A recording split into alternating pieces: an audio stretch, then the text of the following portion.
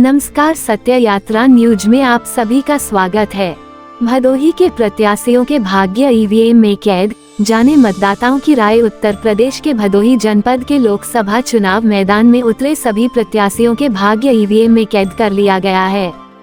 आज तपती हुई धूप में मतदाता अपने अपने मत का प्रयोग किया। हालांकि तेज धूप होने से मतदाता काफी धीरे निकल रहे थे।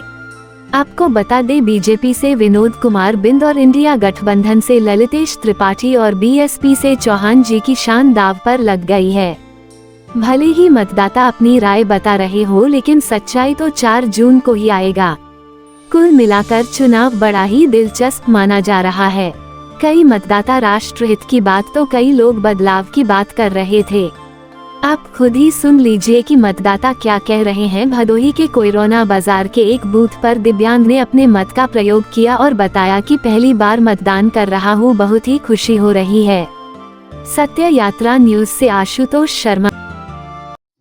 क्या नाम है आपका? मेरा नाम अक्षय है। ये कौन सा गांव है? ये भिजीपुर ग्राम सभा है। आज लोकसभा चुनाव चल रहा है, आज 6वां चरण है। क्या स्थिति है, आपने मतदान कर लिया? हाँ, हमने मतदान किया, पहली बार किया लोकसभा चुनाव का। किस मुद्दे पर आप वोटिंग करने गए हैं? हमने शिक्षा पे की, शिक्षा पे, एजुकेशन पे किया, शिक्षा पे की। हम जैसे युवाओं का हम इस सरकार से संतुष्ट नहीं है। क्यों नहीं संतुष्ट है? इस बीजेपी सरकार जो है, इस सरकार से हम संतुष्ट नहीं है, क्योंकि ये हमारा पूरा देश संतुष्ट है। देश संतुष्ट है। कैसे संतुष्ट आप कह सकते हैं? क्योंकि ये सरकार युवा के बारे में सोचती ही नहीं है। आप लोगों का कहना है, कह रहे हैं कि पदे नहीं खाली हैं। आप जाके चेक करिए। आपका क्या नाम है? चंद्रमणि मिश्रा। ये आज चुनाव आपने वोटिंग कर लिया? अभी नहीं। आपके बगल में ये जो, क्या नाम है आपका? अक्षय नाम है। अक्षय जी कह रहे हैं कि ये सरकार ठीक नहीं है। हाँ, इनके अब निगाह में नहीं ठीक होगा, हमारे निगाह में ठीक है। कैसे ठीक है, क्या ठीक है इस क्षेत्र के लिए? इस क्षेत्र के लिए सब रोड, लाइट। पहली बात तो ये कि इसी सरकार में कम से कम 18 से 20 घंटा लाइन मिल रही है, और सरकारों में 6 घंटा 4 घंटा। और बिजली का बिल जो है, बोलते हैं सब बहुत महंगा है, लेकिन हम बोलते हैं कि बिजली का बहुत सस्ता हो गया। तो बिजली मिलने से इस क्षेत्र में किसान खुश हैं? हाँ, किसान खुश क्यों नहीं है, लेकिन हम ये कहते हैं, क्या पहले बिजली नहीं मिलती थी? क्या बिजली पहले नहीं जलाते थे? जी, पहले भी बिजली मिलती थी, पहले भी जलाया करते थे। बात उसकी नहीं, बात उस मुद्दे पे करिए कि हम जैसे युवा बैठे हैं, बेरोजगार बैठे हैं। हम लोगों का भविष्य जब सही होगा तभी तो देश सुधरेगा। हम जैसे लोग नौकरी पाएंगे। अब एक मुद्दा उठाते हैं यो बीजेपी वाले, राम मंदिर पे। अरे राम मंदिर आस्था के विषय है। राम मंदिर ठीक है, उसके लिए हम भी चंदा देंगे अगर और भी कुछ आस्था बनता है। लेकिन राम मंदिर जब वहाँ पे प्राण प्रतिष्ठा हुआ तो अखिलेश जी तो नहीं गए वहाँ पे। किसी के बुलाने से, किसी के इनविटेशन से कोई नहीं जाता। भगवान जब बुलाते हैं वो स्वयं चला जाता है वो।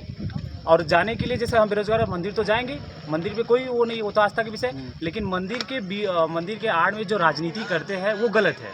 क्या लगता है आपको कि राम मंदिर के जो निर्माण को लेकर के ये राजनीतिक पहल बन चुकी है? ये ना, ऐसा तो कोई बात नहीं है कि राम मंदिर के लेकर के राजनीतिक, तो ये लोग अपोजिशन वाले बनाए हुए। तो प्राण प्रतिष्ठा में अखिलेश जी क्यों नहीं गए, या उन्हें जी बुलाया नहीं गया? बुलाया गया था, अखिलेश जी को भी बुलाया गया।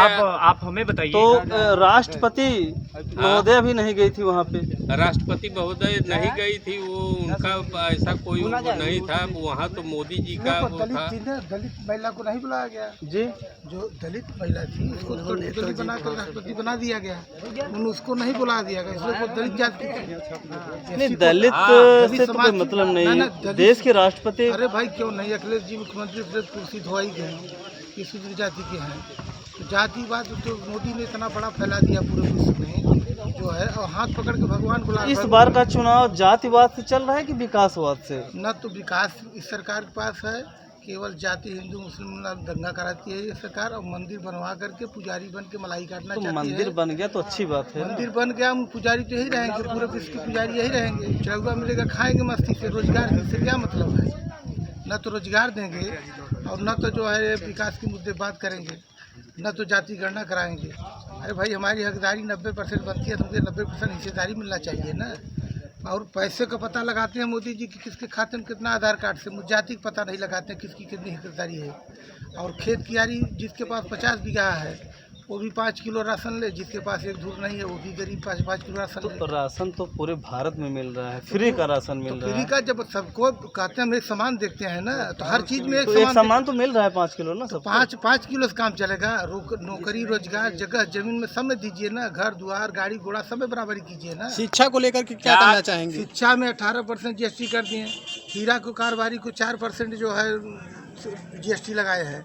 और अगर किसान ले रहा है, कोई व्यापार करने ले शिक्षित बेरोजगार मिल रहा है उसको 9% ब्याज लग रहा है, कोई बड़ा व्यापारी मिल रहा है उसको 50 लाख ब्याज मिल रहा है। क्यों, कहाँ तक सही है ये बात? ये एकदम बकवास है, इसमें कोई तथ्य नहीं है। मोदी जी जो कर रहे हैं पर्सनल एक कौम को नहीं कर रहे हैं कि हिंदुओं को कर रहे हैं, मुसलमान हैं, सिख हैं, ईसाई हैं, सारी जनता को दे रहे हैं। जो भी ले आ रहे हैं यहाँ स्कीम अपने भारत में, पूरे सबको एक समान देख रहे हैं। पूरे विश्व में डंका बज रहा है मोदी जी का। इसके पहले 70 साल और सरकारें थी। ये जो जातिवाद जनगणना का बात चल रहा है, जातिवाद जनगणना का जो तो बात 70 साल पहले पेट्रोल 40 रुपए लीटर था, इस समय 100 पहले रुपए तो 40 नहीं था, 40 उस समय तो 18-20 था। लेकिन जैसे जैसे जब जनसंख्या बढ़ रही है तो जनसंख्या बढ़ने पर तो आवश्यकता बढ़ेगी, आवश्यकता बढ़ेगी तो उसके लिए अब रोजगार बोलिए, जहाँ तो रोजगार की आवश्यकता पड़ रही है तो लोगों को रोजगार मिल रहा है। रोजगार माने अब क्या नौकरी ही थोड़ी है, रोजगार तो रोजगार है।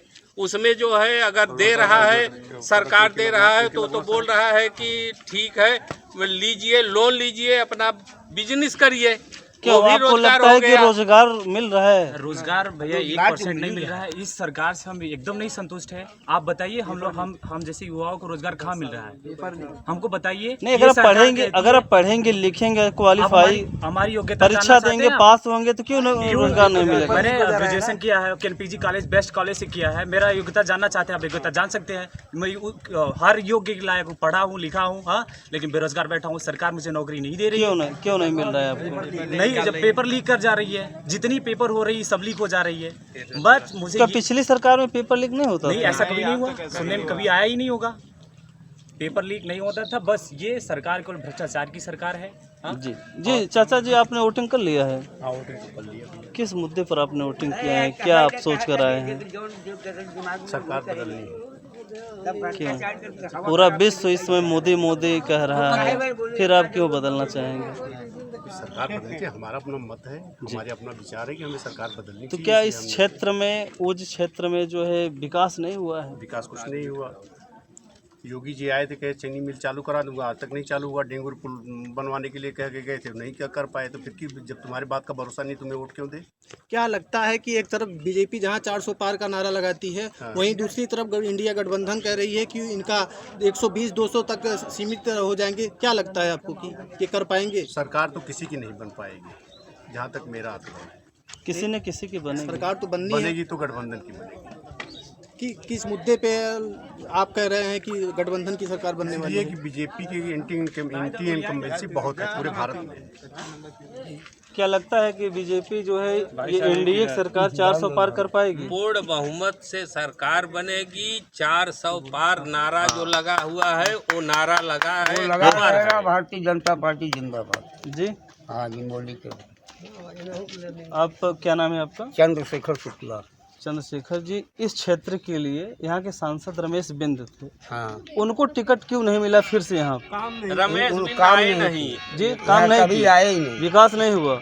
अगर ये भी से थे। उन्हीं की तरह अगर ये भी कर जाते हैं तो फिर क्या कहेंगे आप? अगर उनकी ही तरह अगर ये भी कर देंगे तो फिर क्या चाहेंगे आप? राष्ट्र हित को देखते हुए मोदी को, हमारा प्राइम मिनिस्टर मोदी होना काम चाहिए। यहाँ भी तो यानी आपको काम आप चाहिए। किसी प्रत्याशी के चेहरों को नहीं देख रहे हैं। क्या नाम है आपका? रविशंकर यादव। ये कौन सा गांव है? ये कोयरौना बाजार है। अच्छा, आपने मतदान कर लिया? जी। किस मुद्दे पर आपने वोटिंग किया है, क्या सोच कर गए थे वोटिंग करने? मैं तो कभी वोट दिया नहीं था, पहली बार वोट दिया था, मेरा लिस्ट में नाम आया था जी, इसलिए मैंने वोट तो दिया। पहली बार लिस्ट में आया, कितनी खुशी है आपको? बहुत खुशी है। खुशी है। आज मतदान कर लिया आपने? तो क्या सोच कर आए थे, घर से निकले थे मतदान करने के लिए? क्या आप सोचें सरकार के लिए? पिछली सरकार आपके क्षेत्र में क्या किया है? कुछ नहीं किया सर, जी कुछ नहीं किया। ऐसे हम लोग पन्नी लगा के रह रहे हैं, रोड भी नहीं है, बारिश में हम लोग बहुत दिक्कत होती है, ना तो आवास मिला है, ना शौचालय, ना तो रास्ता, कुछ भी नहीं मिला है। राशन मिलता है? हाँ राशन तो मिलता है, गैस? गैस नहीं मिला है। तो पिछली सरकार से आप खुश नहीं हैं? नहीं, बदलाव चाहते हैं? हम चाहते हैं